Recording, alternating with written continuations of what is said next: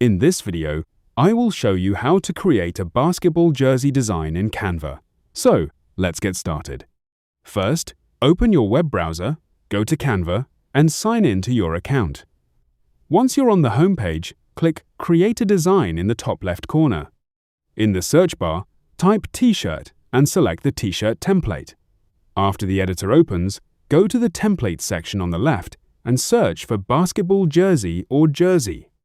Browse the available templates and click on the one you want to use. It will be added to your canvas automatically.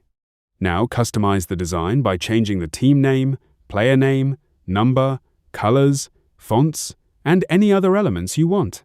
You can also upload your own logo or graphics if needed. Once you're done, click Share in the top right corner and select Download. Choose your preferred format, such as PNG or PDF print, then click Download to save your design. That's it. If you found this video helpful, subscribe to our channel.